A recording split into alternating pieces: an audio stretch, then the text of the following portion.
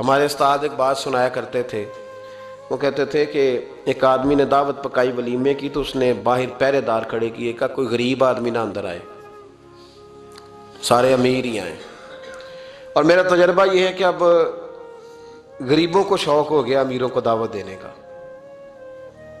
ناراض تو نہیں ہو گئے آپ لوگ؟ یہ میں تجربے کی بات کر رہا ہوں۔ کبھی کسی غریب کے فنکشن میں جانے کا اتفاق ہوتا ہے نا، تو مجھے یوں لگتا ہے کہ اس کا دل تھا کہ غریب کوئی بھی نہ آئے، غریب کو دعوت دینا پسند ہے، تو امیر تو پہلے نہیں اسے بلاتا، تو پھر بلائے گا کون؟ اس نے سیٹھ صاحب نے ولیمہ اپنے بیٹے کا کیا تو باہر جو پہرے دار تھے ان سے کہا کہ کوئی غریب آدمی اندر نہ آئے، امیر بندے صرف۔ اور نبی پاک صلی اللہ علیہ وسلم نے ایسے ولیمے پر لعنت برسائی ہے، فرمایا لعنتیا وہ دعوت جس میں صرف امیر آئیں اور غریب نہ آئیں۔ اس نے کہا بھی صرف نہ امیر لوگ آئیں، تو ایک بندہ تھا بڑا امیر لیکن بیچارہ نہ کہیں کام کاج سے اٹھ کے ہی آ گیا، تو کپڑوں کو اسی طرح مٹی وٹی لگی ہوئی، تو دیر ہو رہی تھی، گھر جاتا چینج کرنے تو لیٹ ہو جاتا، تو ایسے ہی آ گیا۔ جب وہ آیا تو پہرے دار کھڑا، تو اس نے کہا دوڑ جا، تیرا کوئی مطلب نہیں ہے یہاں۔ اس نے کہا یار میں سیٹھ آدمی ہوں، بدلا کپڑے نہیں بدلے۔ اس نے کہا سیٹھ ہوتا تو تیرے کپڑوں سے پتہ نہ چلتا؟ میرے بھائی وہ شخص کہتا ہے کہ میں نے کہا مجھے جانے دو اندر، کہنے لگے تیرے کپڑے نہیں دعوت والے؟ کہتا ہے میں وہاں سے واپس گیا دوڑا۔ آپ کو پتا ہے نا کپڑے بھی اب اللہ خیر کرے۔ ایک سنگی نو میں ایک دن کیا تو کالی اینک لائی سی، خیر ہے کہندا موٹر سائیکل تے کٹا پیندا ہے، کوئی دنوں تو بعد کار وچ بھی لا کے بیٹھا سی۔ میں کہ ہن اینوں میں کی پوچھاں، ہن تے بہتر ہے اینوں چٹی سوٹی بھی نال دیاں۔ بھئی کیا اس سے انسان کا قد بڑھتا ہے؟ وہ ہے بات کرنے والی۔ جہاز میں اس دفعہ میں واپس آ رہا تھا تو جہاز میں ایک نوجوان کالی اینک لگا کے پھر رہا ہے، اب ڈر لگتا ہے نا، آپ کو پتا ہے کہ جسے بات کریں گے وہ کیا جواب دے گا۔ تو کیا ان چیزوں سے قد بڑا ہوتا ہے آدمی کہ وہ تھوڑا سا جناب مطلب باہر آئیں؟ مجھے تو کمزور لگتے ہیں ایسے لوگ۔ اپنے لب و لہجے میں، اپنے انداز میں، اپنی طبیعت کے حساب سے، اپنے سٹائل میں آپ زندہ رہیں۔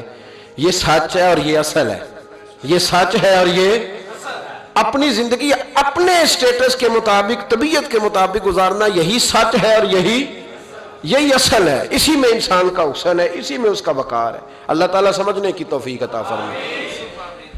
تو وہ بندہ واپس گیا بیچارہ، کپڑے بدل کے آیا۔ اس نے بھی کہا کہ جانا میں نے بھی ضرور ہے، پر تنگ بڑا آیا، گھر گیا مایا شایا والے کپڑے پہنے، سمجھ لے کالی اینک بھی لگا ہی لی، آیا تیار شیار ہو کے کوٹ شوٹ پہن کے ٹائی شائی کے ساتھ۔ جب واپس آیا تو وہ جو جس نے کہا تھا نا داخل نہیں ہونے دینا، اس نے خود دروازہ کھولا۔ وہ بندہ سیدھا سٹیج پہ چلا گیا اور لوگ کھا رہے تھے پلیٹوں میں سالن، اس نے پورا ڈونگا ہی لے لیا اور وہ لے کے نا سامنے رکھا، اور ایک کونے سے اپنا کرتا پکڑ کے اس میں ڈبویا، پھر دوسرے سے پکڑ کے اس میں ڈبویا، پھر پیچھے سے پکڑ کے۔ لوگ کہنے لگے پاگل ہو گیا، کہنے لگا نہیں میری تو دعوت نہیں، دعوت تو کپڑوں کی ہے، میری کہاں دعوت ہے؟ اس لیے کہ میں تو آیا تھا، مجھے تو داخل ہی نہیں ہونے دیا، یہ تو دعوت ہے میرے۔ کوئی نہیں سمجھ آئی آپ کو میری بات؟ بھئی وہ بھی کوئی انسان ہے جو کسی کے صرف کپڑوں کا حیا کرے، ٹھیک ہے، انسان کا لباس اس کی شخصیت کا آئینہ دار ہوتا ہے، کپڑے اچھے پہننے چاہیے۔ نبی پاک صلی اللہ علیہ وسلم نے فرمایا تیرے پاس اگر نعمت ہے تو چھپا نہ، اس کا اثر تیرے اوپر نظر۔ لیکن آپ کسی کو کپڑوں سے جج کریں گے، گاڑی سے جج کریں گے، یہ معیار نہیں ہے۔ والد کو، استاد کو، مرشد کو کیا اس لیے جج کیا جائے گا کہ اب وہ مالدار ہوگا تو حیا کریں گے؟ اور بھائی ماں اگر کسی کھیت میں بیٹھ کے اپلے بھی تھاپ رہی ہو نا، اور وقت کا شیخ الحدیث کسی بہت بڑی مسجد میں بیٹھ کے حدیث بھی پڑھا رہا ہو، اماں وہاں اپلے تھاپ رہی ہے، تو اس محدث وقت بھی جنت اسی ماں کے قدموں کے نیچے، وہیں سے اسے جنت ملے گی۔ یہ نہیں ہو سکتا کہ وہ کہے جنت کہیں اور سے مل جائے گا۔ بے شک وہ بیچاری اپلے تھاپ رہی ہے، گوبر کے ساتھ کام کر رہی ہے۔ میری بات کی سمجھ آ رہی ہے؟ بزرگوں کا اکرام کریں، احترام کریں، ان کو ادب دینا سیکھیں، ان کے ساتھ لحاظ والا رویہ اختیار کریں۔ نبی کریم علیہ السلام کے صحابی حضرت ابو ہریرہ رضی اللہ تعالیٰ عنہ فرماتے ہیں کہ حضور سید عالم علیہ السلام کے پاس میں بیٹھا تھا تو چند نوجوان حضور کے پاس بیٹھے تھے، جہاں ہم بیٹھے تھے وہاں جگہ کچھ تنگ تھی۔ ایک بزرگ آ گئے سفید داڑھی والے، انہوں نے سلام لی، نبی پاک علیہ السلام نے سلام کا جواب دیا تو حضور نے نوجوانوں پہ 2-3 دفعہ نظر ڈالی، وہ بیٹھے رہے، ان کو جگہ نہیں دی، تھوڑے سمٹے نہیں۔ تو کہتے ہیں رسول پاک علیہ السلام نے بات کی تو میں کانپنے لگا، اللہ کے حبیب نے فرمایا من لم یرحم صغیرنا ولم یعکر کبیرنا فلیس منا، فرمایا جس کو چھوٹے پہ شفقت نہیں کرنی آتی اور جس کو بڑے کی عزت نہیں کرنی آتی اس کا تو ہم سے تعلق ہی کوئی نہیں، فلیس منا، وہ ہم میں سے۔ فرمایا وہ آئے تم نے جگہ ہی نہیں دی، سفید داڑھی والے شخص کا اکرام نہیں کیا، اس کو تم نے جگہ ہی نہیں دی۔ اور ہم لوگ یہ سمجھتے ہیں، یہ نوجوان یہ سمجھتے ہیں کہ ہم نے کون سا بوڑھے ہونا ہے، ہم نے کون سا بوڑھے ہو، ہم نے تو سدا جوان ہی رہنا ہے۔ ایک کلرک نے نا ایک دفعہ کسی بہت بڑے رائٹر کو کہہ کہ اپنے نام سمیت، اس نے کہا تھا میرا نام، ایڈریس، فون نمبر سمیت یہ بات اپنے کالم میں درج کر دو۔ اس نے کہا کہ میں کلرک تھا، تنخواہیں وغیرہ دیتا تھا کسی بینک میں یا کسی ایسے ادارے میں ملازم تھا جہاں میں وہ چیزیں دیا کر، تو کہتے ہیں کہ میں وہاں یہ کام کرتا تھا تو بوڑھے لوگ، آپ کو پتہ ہے ضعیف لوگ آتے ہیں بیچارے پینشن لینے، کسی بچے کی منت کرتے ہیں، وہ لے کے جاتا ہے، بابا جی کو یہ بھی نہیں پتا انگوٹھا کہاں لگانا ہے، فارم کیسے فل کرنا ہے۔ تو یہ سرکاری عہدوں پہ بیٹھے لوگ معاذ اللہ تنگ ہوتے ہیں اور کئی دفعہ غلط جملے استعمال کرتے ہیں۔ تو کہا کرتا تھا کہ میں بڑا سخت رویہ رکھتا تھا، اب میری بھی پینشن ہو گئی ہے، اور اب جب میں خود لینے جاتا ہوں نا تو کہتے جتنے دھکے میں یہ تھے اس سے 11 گنا کھا چکا ہوں، پر معافی کوئی نہیں مل رہی۔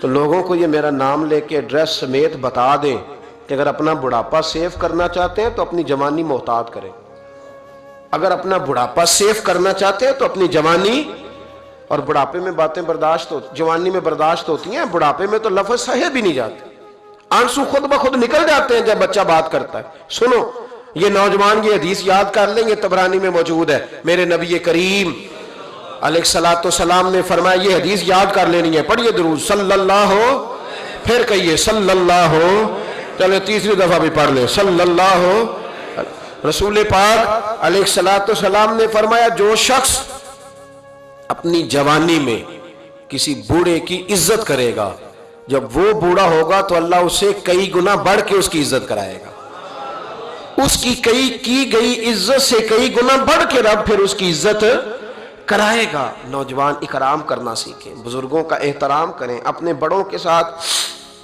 اور بڑوں میں جتنے بھی صاحب فضیلت بڑے ہیں، آپ کا جو استاد ہے وہ آپ کے لیے بڑا قابل احترام ہے، بڑا قابل احترام ہے۔ میں ماسٹر کی ڈگری لینے کے بعد اب بھی کبھی گاؤں میں اپنی پرائمری کے ٹیچروں کو دیکھتا ہوں، اب بھی تو احساس پیدا ہوتا ہے کہ یہ اگر ہمیں وہ الف با تا سا نہ پڑھاتے، شروع کی کتابیں یہ المدہ عام نہ پڑھاتے تو پھر اس سے آگے بھی ہمیں پڑھنا نہ آتا۔ اور اگر آپ کو اللہ تعالیٰ سمجھ دے نا، توفیق دے، تو یہ سمجھیں کہ جو چھوٹا استاد ہوتا ہے اس کی محنت زیادہ ہوتی ہے۔ ہاں یونیورسٹی والے جو ٹیچر ہیں وہ تو لیکچر دے کے چلے جاتے ہیں، تو وہ جس نے رٹا لگایا نا پہاڑے یاد کرانے کا، وہ جس نے آپ کو املا لکھنی سکھائی ہے نا، اس کی محنت، اگرچہ اس کی تعلیم میٹرک پی ٹی سی ہے، اگرچہ اب آپ اس سے کئی گنا زیادہ تعلیم حاصل کر گئے، لیکن اصل مشقت اس قاری صاحب کی ہے جس قاری نے آپ کو قاعدہ پڑھایا ہے، جس نے تلفظ ٹھیک کرایا ہے۔ ابتدائی کتابوں کے اساتذہ کی مشقت زیادہ ہوتی ہے، بڑے لوگ تو لیکچر دے کے چلے جاتے ہیں۔ تو بھائی ادب کرنا سیکھیں۔ میرے رسول پاک صلی اللہ علیہ وسلم نے ارشاد فرمایا، حضور فرمانے لگے ایک تیرا باپ وہ ہے جس کی صلب سے تو پیدا ہوا، اور ایک تیرا باپ وہ ہے جس نے اپنی بیٹی دے کے تجھے بیٹا بنایا، اور فرمایا ایک تیرا باپ وہ ہے جس نے تجھے تعلیم دی، وہ تیرا باپ ہے، اس کا اکرام کر، اس کا ادب۔ اور حضرت مولا علی شیر خدا نے تو شیروں جیسی بات ہی کر دی، بڑے لوگ بڑی بڑی باتیں، اتنی بڑی بات اس موضوع پر میں نے تلاش کیا ہے، میں نے بڑے لوگوں کو پڑھا ہے اس عنوان پر، لیکن اتنی بڑی بات کہیں نہیں ملی۔ حضرت علی المرتضیٰ رضی اللہ تعالیٰ عنہ فرمانے لگے جس نے مجھے ایک حرف سکھایا ہے وہ میرا استاد ہے، اگر وہ چاہے تو مدینے کے چوک میں کھڑا کر کے مجھے بیچ دے، میں اس کے ہاتھوں بکنے کو بھی تیار ہوں۔ وہ جس نے مجھے ایک حرف، اساتذہ کا احترام نہیں، اساتذہ پریشان، استاد تو بیچارہ روز کٹہرے میں کھڑا ہے، روز کٹہرے میں، روز لوگ اس کو کہتے ہیں کہ جناب آپ نے یہ بات کیسے کر دی، آپ کی جرت کیسے ہوئی۔ اور جو لوگ، میں ایک کالج میں تھا چند دن پہلے، تو وہاں میرے جاتے ایک جھگڑا شروع تھا کہ جناب ہم کب سے آئے بیٹھے ہیں، تو ٹیچر کہتی ہے کہ یہ پیریڈ ختم ہوتا ہے تو پھر چھٹی دینی ہے، تو پہلے چھٹی دیں چونکہ ماں بدولت آ چکے ہیں۔ اکرام نہیں، جو قومیں ادب نہیں کرتی وہ تعلیم کبھی بھی حاصل اور تعلیم حاصل کر بھی لیں تو تعلیم کا فیض نہیں پا سکتے. فیض ادب سے ملتا ہے. امام اعظم ابو حنیفہ، امام ابو یوسف سے کسی نے کہا کہ یہ امام اعظم کیوں ہیں؟ فرمانے لگے یہ بڑے امام اس لیے ہیں کہ بڑا ادب کرتے تھے. بڑے اس لیے ہیں کہ بڑا ادب. امام صاحب کے ساتھ 4-5 شاگرد بیٹھے تھے، ایک باغ میں آپ تشریف فرما تھے. تو اب تو ہمارے ہاں بڑی آسانی ہے، کتابوں کو آپ کمپیوٹر سے سرچ کر سکتے ہیں، حوالے بڑی آسانی سے مل جاتے ہیں. اب بھی بڑا مشکل ہوتا ہے، کتاب سے ڈھونڈنا بڑا مشکل ہے. ہم اپنے طالب علموں کو کبھی کہتے ہیں نا صرف کتاب ہی ڈھونڈ کے دے دو، تو وہ کہتے ہیں جی اس کو آپ لگایا ہی حروف ترجیح کے حساب سے کریں تاکہ ہمیں یہ مشقت نہ کرنی پڑے. آپ اس کو حروف ترجیح کے مشورے دیتے ہیں. کوئی کہتا ہے جی آپ فن کے لحاظ سے کتاب میں حدیث علیحدہ رکھا کریں، تفسیر علیحدہ رکھا کریں تاکہ ہمیں کوئی حرکت نہ کرنی پڑے. مشورے دیتے ہیں. چلو اچھے بچے بھی ہوتے ہیں، سارا کچھ ساتھ ساتھ ہی ہے. تخریج کا کام کرنا بڑا مشکل ہے آج بھی. جب آپ نے صحیح مطالعہ کرنا ہو تو پھر موبائل شبائل بند کر کے ہی ہوتا ہے. جب آپ نے کسی چیز پہ ریسرچ کرنی ہے، اس کو ہر لحاظ سے اور ہر زاویے سے آپ پڑھنا چاہتے ہیں، پھر یہ مشقت والا کام ہے. اس زمانے میں زیادہ مشقت ہوتی تھی، گرمی بڑی سخت تھی، تو امام اعظم رحمۃ اللہ علیہ نے 2-3 شاگرد منگا لیے. اب بڑی ساری سہولیات ہیں. جب ہم کوئی صفحہ 2-3 صفحے محفوظ کرنا چاہتے ہیں تو اس کا طریقہ ہم یہ رکھتے ہیں کہ ہمارے پاس پنیں ہوتی ہیں، پن لگا لی، اتنے صفحے سائڈ پہ کر لیے، پھر بہت ساری آسانیاں ہیں. اس زمانے کے اندر بڑا مشکل ہوتا تھا، کچھ کاغذ بھی بڑا مہنگا تھا، چیزوں کو سمیٹنا، اور اگر کوئی چیز بکھر جاتی تھی دوبارہ حاصل کرنا ایک مشقت والا کام. تو امام صاحب رحمۃ اللہ علیہ باغ میں بیٹھے تھے، کچھ حدیثوں پر کام ہو رہا تھا. ان کی جو روایات تھیں اس کے راوی جو تھے وہ مرتب کیے جا رہے تھے، چیزوں پر فقہ کے اصول بنائے جا رہے تھے. شاید 2-4-5 شاگرد بھی بیٹھے تھے. باغ کے ساتھ کچھ بچے کھیل رہے تھے. گیند گری ایک بچے کی. تو آپ کو پتہ ہے کہ ایک بچے کی ویسے ڈیوٹی لگائی جاتی ہے گیند ہی پکڑنے کی. کھڑا کرتے ہیں نا جی پیچھے اس کو کہ تو نے صرف گیند ہی پکڑنی ہے. مجھے چونکہ دلچسپی نہیں میچ سے، لہذا مجھے زیادہ نام وام نہیں آتے کہ اس کو کیا کہتے ہیں. تو اس کو کھڑا کیا تھا انہوں نے پیچھے. وہ گیند اچانک آ گئی نا جب باغ میں، تو بچہ دوڑا آیا، 12-14 سال کا بچہ. جب وہ آیا نا باغ میں تو امام صاحب نے آؤ دیکھا نہ تاؤ دیکھا، امام صاحب جھٹ سے اٹھ کے کھڑے ہو گئے. اور جب کھڑے ہوئے تو وہ کاغذ جو تھے وہ سارے بکھر گئے. اب امام صاحب کھڑے ہوئے تو شاگردوں کو بھی کھڑا ہونا تھا، وہ بھی سارے کھڑے ہو گئے. ان کا بھی سارا سامان بکھر گیا، ٹوٹ گیا، دائیں بائیں چیزیں ہو گئیں. بچہ چلا گیا، امام صاحب بیٹھ گئے. شاگرد بڑے ادب والے تھے، انہوں نے پوچھا بھی نہیں کیا معاملہ ہے. اب نئے سرے سے ساری ترتیب دوبارہ سے لگائی گئی. تھوڑی دیر گزری تو بچہ پھر باغ میں آ گیا. امام صاحب پھر اٹھ کے کھڑے ہو گئے، پھر ساری چیزیں بکھر گئی. تیسری دفعہ وہ پھر آ گیا. اب پتہ نہیں وہ کتنی دفعہ آئے گا.